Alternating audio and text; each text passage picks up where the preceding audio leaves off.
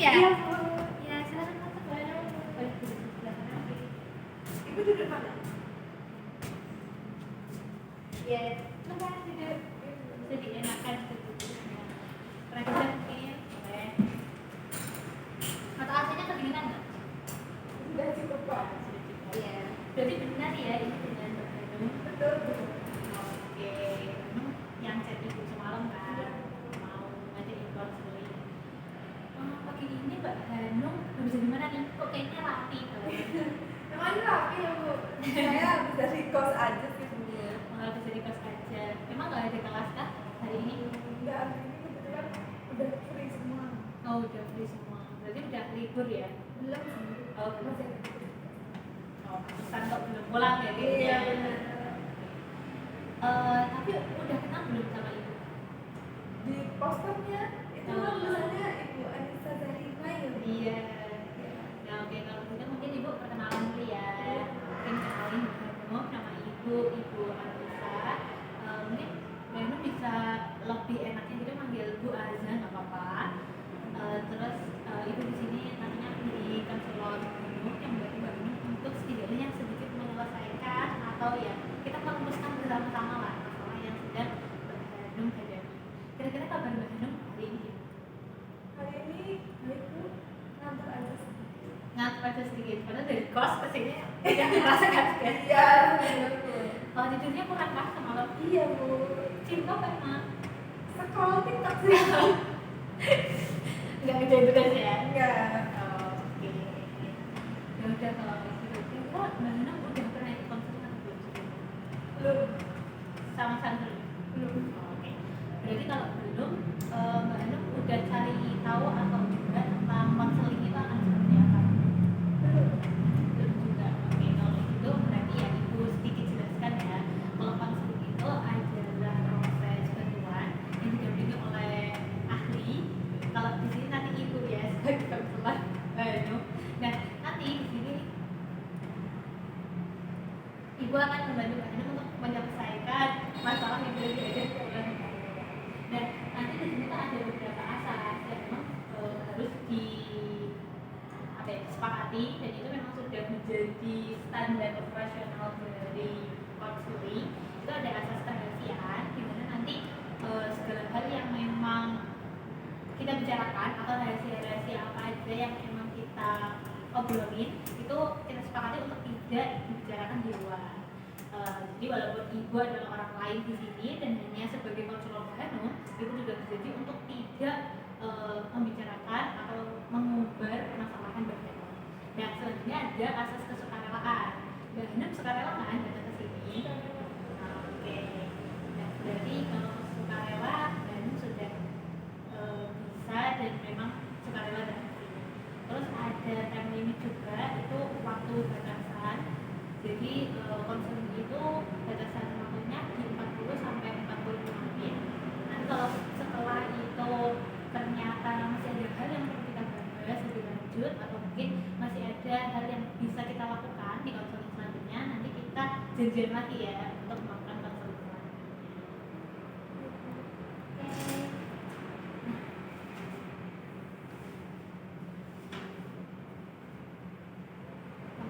Berarti mungkin sebelum itu ibu minta tolong untuk Mbak Hanum bisa mengisi surat pernyataan persetujuan.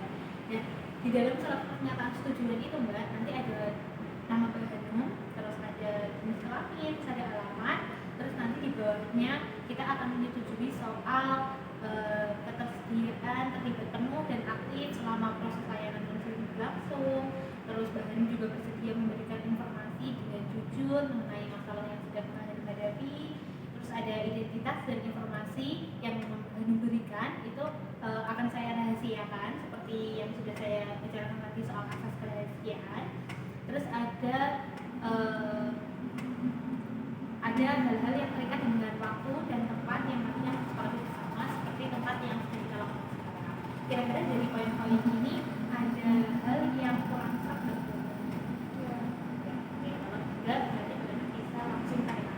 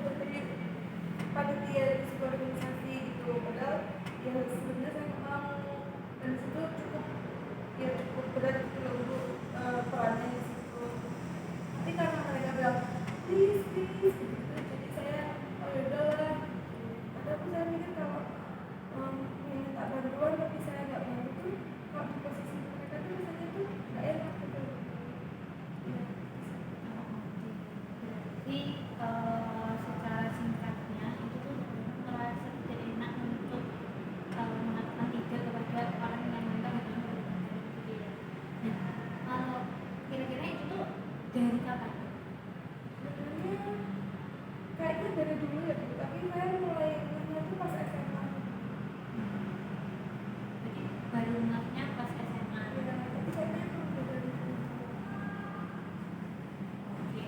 Nah, terus kenapa saat ini itu sangat mengganggu pikiran Mbak? Ya, karena dari dulu tuh nggak ada yang, ya sahabat saya tuh pas di, bahkan sekarang saya di Solo ya, Iya. saya akhirnya ada jalan-jalan. Nah, pas di Banjar tuh nggak ada sahabat saya yang bilangin saya, maksudnya nggak ada yang kok kamu selalu bilang enggak sih, iya sih lebih iya sih, itu nggak ada. Tapi pas di situ kan ada sahabat saya juga yang satu suka kayak bilang, saya tuh kadang kalau ketemu cuma selalu bilang iya ini, baru pada ininya tuh sekarang gitu. Oh, oke.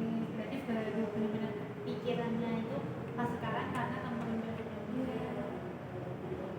cuman apa yang Mbak Hanum lakuin setelah temunya pada mengomentari seperti itu? Saya jadi kepikiran. Tapi tidak melakukan apa-apa ya, tetap seperti sebelumnya gitu ya. Oke. Memang sebenarnya setelah Mbak Hanum coba Mbak Hanum pikir aja ya, kalau Mbak Hanum mencoba untuk mengatakan tidak ke orang lain, kira-kira ada nggak kerugian bagi orang lain menurut Mbak Hanum? Kemudiannya ya mungkin mereka merasa kesusahan gitu, karena pasti orang minta tolong itu kan karena ya merasa diri itu sanggup sendiri, apa nggak sanggup apa nggak bisa, karena minta tolong ke orang lain karena jangan aja sama sendiri. Tapi Mbak Hanum pernah nggak ngomong enggak ke orang lain? Akhirnya ini saya coba sih. Oke, kalau emang Mbak Hanum udah berusaha untuk mengatakan tidak ke orang lain, kira-kira ada nggak yang orang lain itu yang langsung bilang ke Mbak Hanum kalau dia itu merasa dirugikan gitu? Mbak Hanum bilang Nggak langsung bilang, tapi mungkin dari kalau berbicara ya.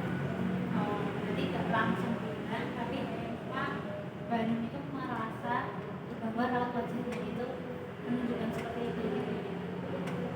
Oke, berarti nggak ada yang pernah bilang secara langsung ya.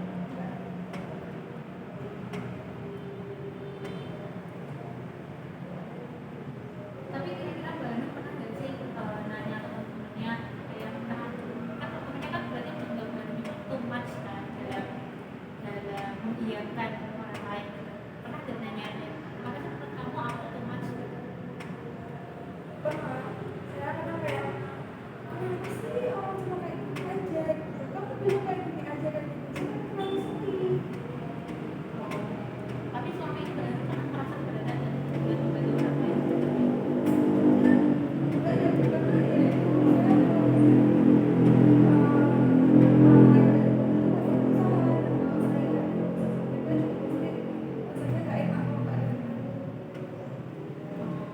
Berarti Mbak Hanum merasa tidak keberatan selama ini ya.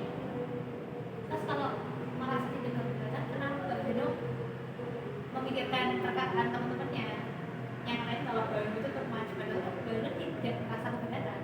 ya Bu, nah itu saya juga bingung, soalnya ada teman saya, ya maksudnya yang sering sama saya, itu baru kenal pas di kuliah ini. Dia pun bilang gitu kan, saya jadi kepikiran ya Bu, kan kalau yang sahabat saya dari dulu, dari teman kecil gitu kan, oh ya udah dia tahu saya dari dulu. Tapi kalau sampai orang yang gak kenal pas kuliah aja, dia tuh kayak saya banget, kayak setiap saya tunjukin chat gitu, misalnya ada orang-orang yang gini-gini, itu pasti dia yang kayak jangan, kamu gak boleh begini. Oke, berarti kan Mbak Hanum itu banyak pemikirannya karena teman-temannya gitu ya. Dan kira-kira Mbak Hanum kan jadi pikiran nih tentang sebenarnya yang aku lakuin itu apa enggak sih dan sebagainya gitu. Dan tapi Mbak Hanum pernah nggak sih buat aturan atau mungkin setidaknya buat skala atau mungkin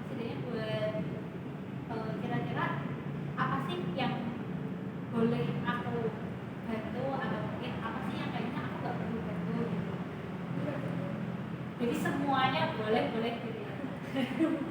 Iya Bu, iya sih, saya bingung aja Bu, kayak ternyata tuh selalu bilang iya itu termasuk sulit mengatakan tidak gitu loh Bu.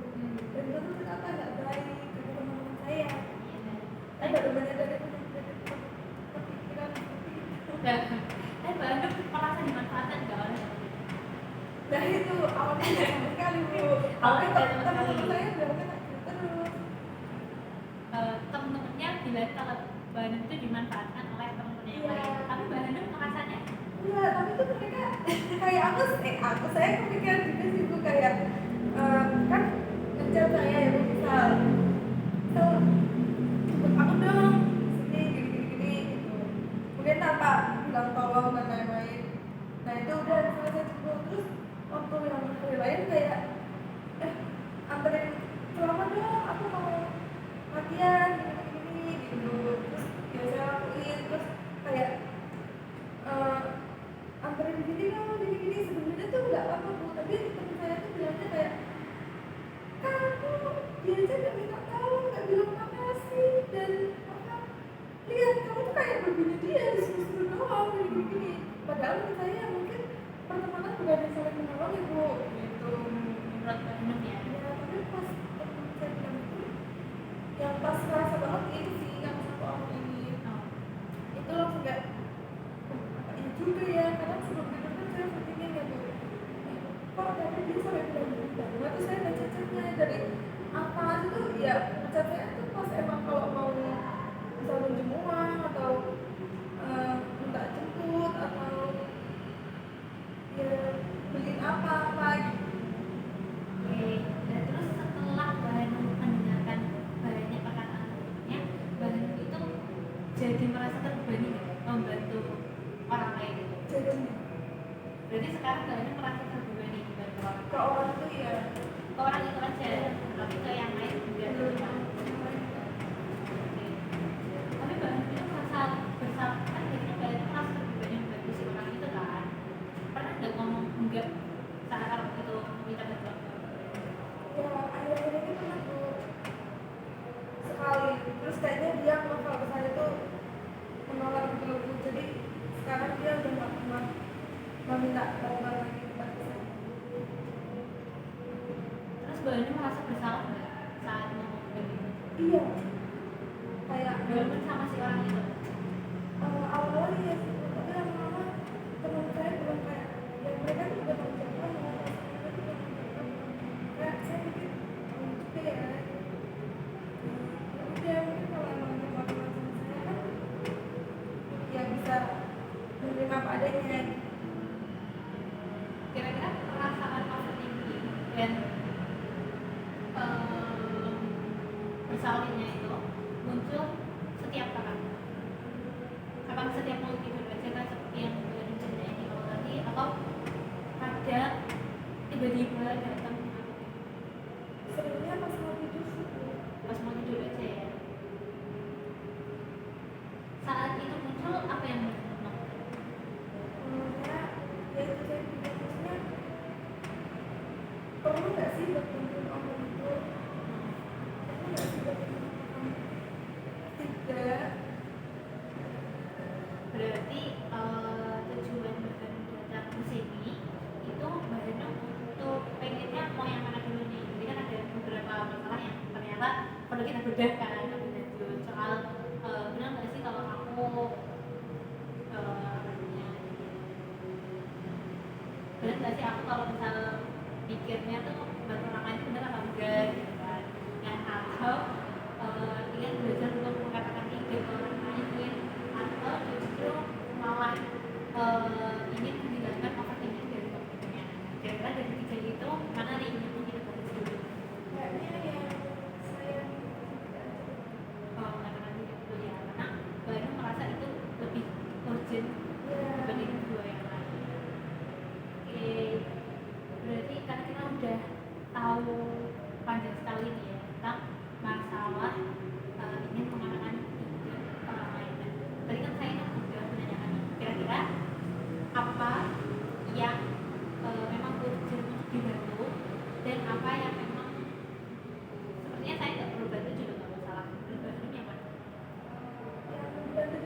Iya, boleh. yang sulit mengatakan tidaknya itu dia belum ngomong.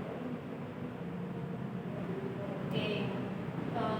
Terus kira-kira teman-teman seperti apa, tipe teman-teman seperti apa yang Mbak Hanum itu harus bantu ya? Menurut Mbak Hanum? Apakah teman-teman yang dalam keadaan misal banyak bocor, terus ya Bu, berarti saya harus bantu. Misalnya kalau teman-teman yang sudah berbagi apa namanya, saya semua bawa celananya kalau dia latihan dan sebagainya, saya tetap urgent. Jadi kalau nggak lagi searah ya saya nggak harus bantu. Dan itu contoh yang lain itu seperti apa? Saya itu sih Bu, mengklasifikasikan urgent atau nggak urgent. Oh, berarti belum pernah buat kayak skala prioritas dan sebagainya ya. Oh, oke. Untuk ini kita belajar untuk mengatakan tidak dulu ya. Yang pertama mungkin kita bisa melawan overthinking dan rasa bersalahnya. Boleh. Itu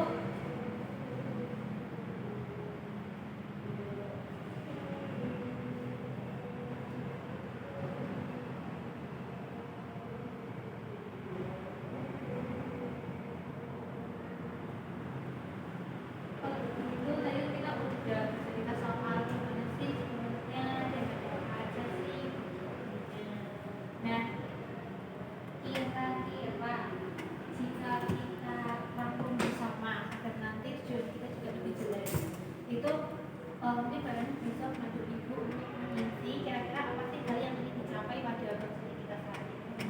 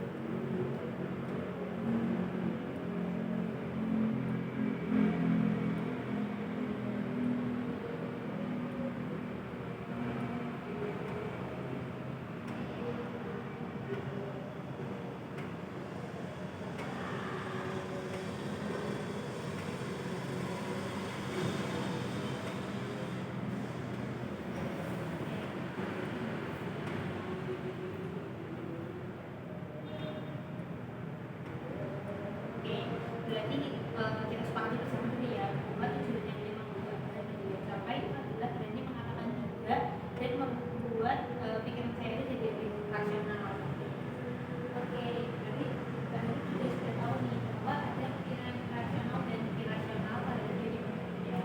Kalau itu mungkin Ibu tidak perlu menjelaskan lebih jauh tentang apa itu rasional dan irasional. Dan kira-kira tadi kan Mbak Hanum tahu kalau Mbak Hanum belajar mengatakan tidak. Kalau Ibu boleh tanya lebih jauh, kira-kira tuh situasi apa sih yang membuat Mbak Hanum itu sulit mengatakan tidak kepada orang lain? Saat apa? Saat menentukan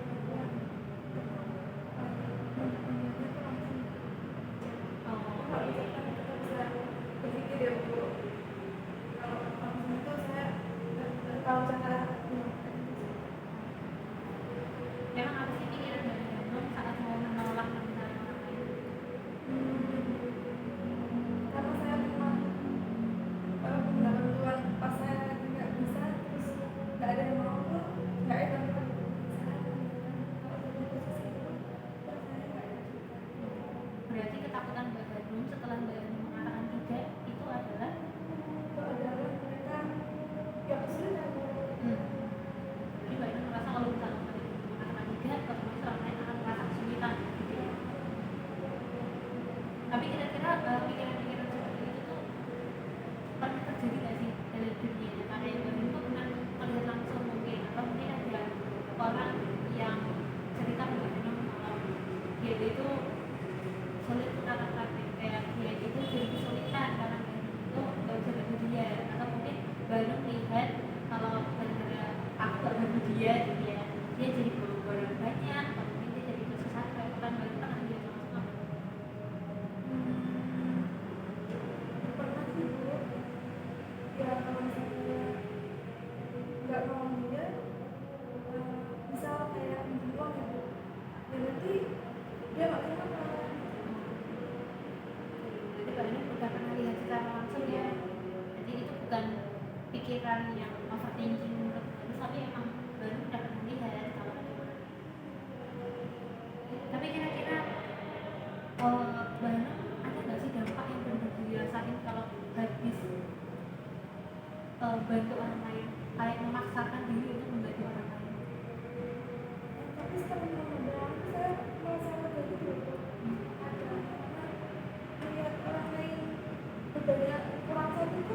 ya kenapa kita nggak senang padahal Kadang mikirnya gitu. Tapi sebenarnya tujuannya apa? satu orang itu biasa saja. Oh, berarti emang Mbak Eno ingin belajar mengatakan tidak, tapi khususan satu orang itu aja gitu ya. Mungkin Untuk saat ini mungkin seperti itu. Oke.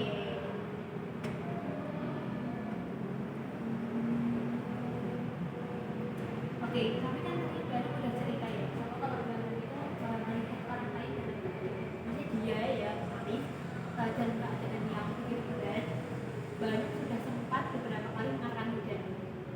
Kira-kira pikiran rasional apa yang akhirnya muncul setelah Mbak Eno berhasil mengatakan tidak?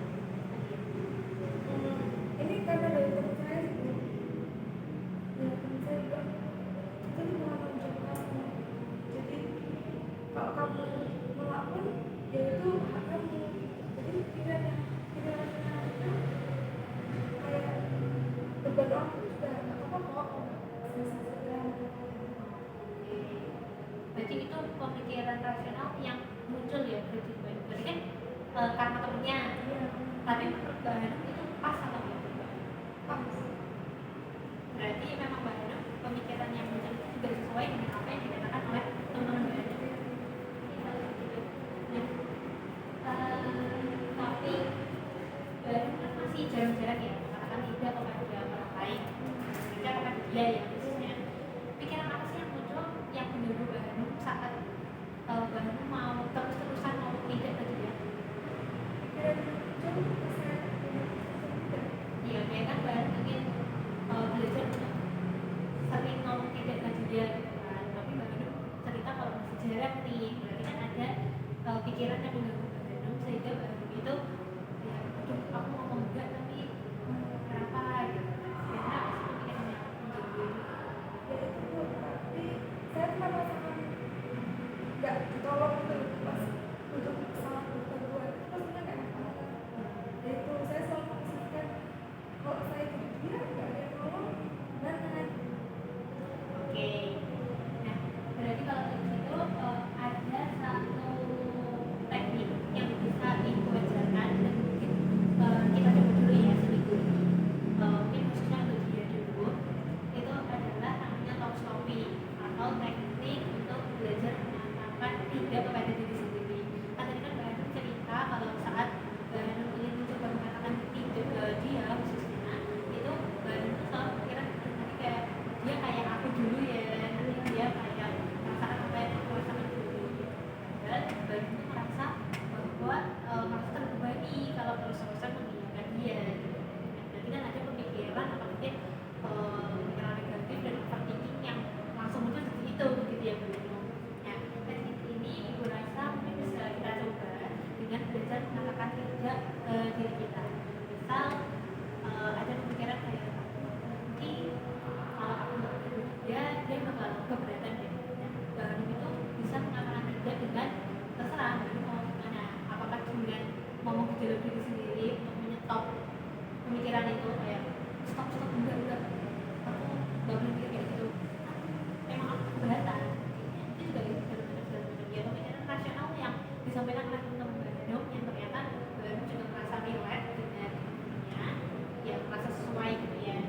Emang itu yang aku rasain gitu. Nah, atau mungkin malah mengatakan tidak dengan angkat tangan kayak stop aku gak mau mikir kayak gitu lagi, itu juga bisa. Atau mungkin mengatakan stop dengan memejamkan mata, itu juga bisa dilakukan. Atau mungkin dengan menggelengkan kepala kayak itu. Atau mungkin malah berbicara lirik yang hanya didengar oleh Mbak Anu, itu juga bisa mengatakan tidak. Dan kira-kira dari berbagai macam contoh yang Ibu contohkan tadi ya, sampai kira-kira mana yang mungkin Ibu bisa coba? Oke, dengan mengangkat tangan atau yang dalam hati aja. Oke, mungkin Ibu bisa ngasih satu contohnya ya, nanti Mbak Anu bisa mempraktekkan secara diri sendiri gitu. Ya, karena dalam hati jadi ya Ibu kan nggak denger ya. kalau nggak usah dalam hati Oh, ya ini disesuaikan dengan Mbak Anu gitu. Apa yang memang nyaman dilakukan oleh Mbak Anu. Nanti saya minta Mbak Anu angkat tangan gitu kan ya, mungkin Mbak Anu mau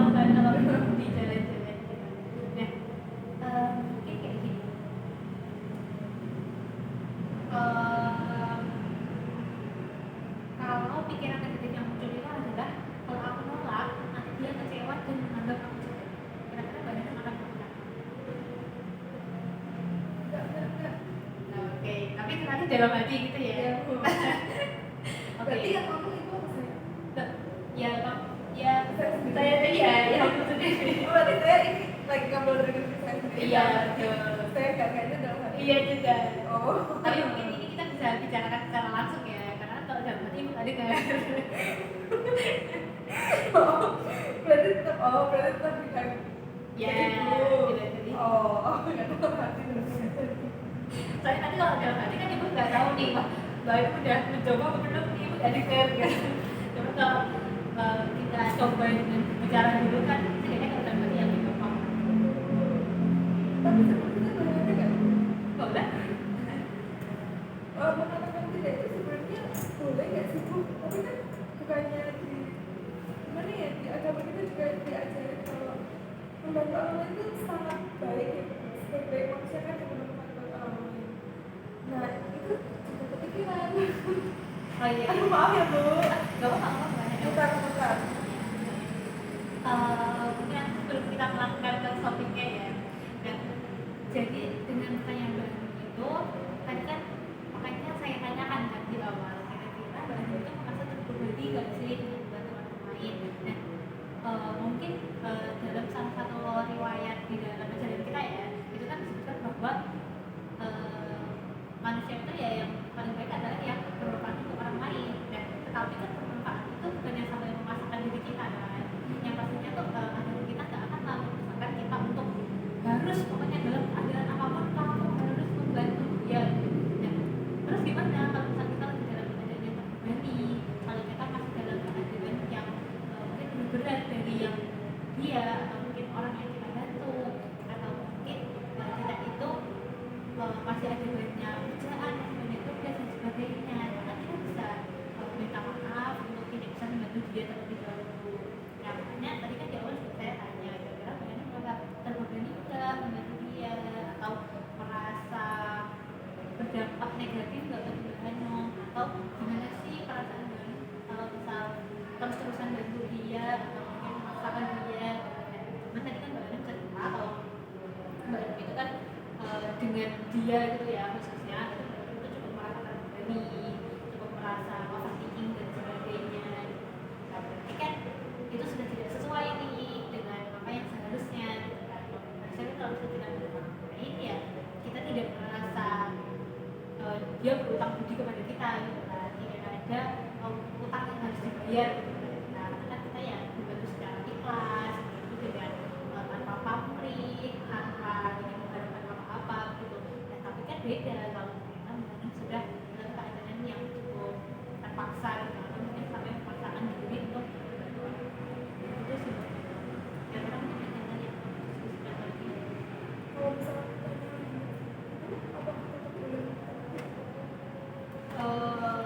Kalau itu akan disesuaikan dengan keadaan badannya, karena kalau ditanya kalau gitarnya itu nantinya akan sesuai dengan keadaan badan kan. Pastinya jawaban itu badan sendiri yang tahu jawabannya, karena badan sendiri yang sudah merasakan dalam keadaan oke kah, dalam keadaan tidak oke kah, atau dalam keadaan yang bisa membantu, atau mungkin dalam keadaan yang sebaliknya itu kan badan sendiri yang tahu. Jadi ya kalau misal saya ditanya, pasti saya akan membagikan kepada badan dulu. Karena waktu itu aku emang bisa bantu apa enggak? Kalau ya silakan, kalau mau bantu atau mungkin sebenarnya aku mau enggak sih, tapi aku pengen istirahat dan sebagainya. Istirahat kan juga hal yang penting kan sebenarnya. Istirahat kan bagi kita atau bagi tubuh kita, bagi mental kita sendiri juga kita yang perlu kan. Jadi aku enggak, tapi aku pengen istirahat dan sebagainya. Ya silakan kalau memang mau, tidak bantu. Terima kasih ya Bu. Oke. Nah, mungkin kita bisa praktek dulu ya topiknya. Kira-kira mungkin kayak gini ya. Mungkin kita bisa, saya kurang lebih sebagai orang lain namanya minta tolong sama Mbak Hanum. Nanti Mbak Hanum kira-kira pemikiran apa yang muncul, lalu topik apa yang Mbak Hanum pilih tentang pemikiran itu. Nah, mungkin kita mulai ya. Hanum bisa nggak kalau nih aku antarin ke sana? Enggak kayak gitu Bu. Tapi pikiran apa yang muncul sebelum itu? Setelah dikasih tahu tadi. Iya kan Mbak Hanum itu hanya berpura-pura yang diucapkan itu kan muncul dalam hati gitu ya, muncul dalam pikirannya Mbak Hanum gitu. Jadi ya Mbak Hanum nggak sampai yang memang bukan tidaknya itu tidak untuk menolak ibu, tidaknya itu adalah untuk Diri sendiri aja. iya, Tapi ternyata aku tidak sopan. iya. Maaf ya, aku lagi nggak bisa nih. Oke, bisa. Nah, mungkin nanti kita coba ya seminggu ini talk shoppingnya baru nanti komitmen untuk mengatakan tidak dengan di dalam hati gitu ya. Oh, Bu. Gak apa-apa. Nanti kita coba aja, nanti ada lomba self help tentang talk shopping yang mungkin baru bisa coba selama 1 minggu. Nanti kita lihat hasilnya gimana. Kalau ternyata masih ada hal yang perlu kita teknik yang lain yang kita coba kalau kita masih belum berhasil dan sebagainya, itu nanti kita coba di pertemuan selanjutnya gitu. Atau mungkin sudah berhasil, tapi kita mau tingkatkan lagi, mau kita ubah pikirannya, mau kita ubah perilakunya dan sebagainya, nanti kita jadian lagi di konseling selanjutnya. Ini nanti jadi lomba. Oke, wah kerasa kita udah cukup lama ya Mbak Hanum konselingnya. Iya, Bu. Kok nggak berasa ya, Bu? Iya kan? Ada menit nih. Iya kayaknya udah cukup sih. Nah, gimana Mbak Hanum merasa udah cukup belum? Saya rasanya ingin terus bercerita sama Mbak. Aduh. Soalnya sama aja saya merasa nyaman. Oke, makasih lah. Cuman ya kan kita tuh ya datang ribet ya. Nanti kalau memang ada hal yang perlu kita jadwal lagi kita akan konseling selanjutnya. Tuh, habis itu Mbak Hanum mau kemana? Saya mau makan ayam. Kalau betul. wow, sendiri? Sama teman. Nggak sama teman. Berarti emang habis ini jadi sama teman. Oke, kalau gitu mungkin Ibu kasih dari mungkin evaluasi hasilnya begini sih Bu, ya.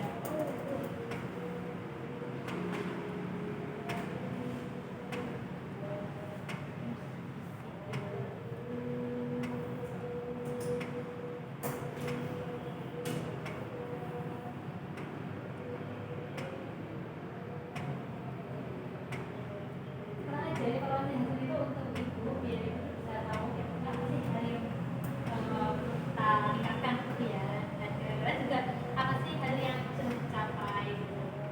Sudah?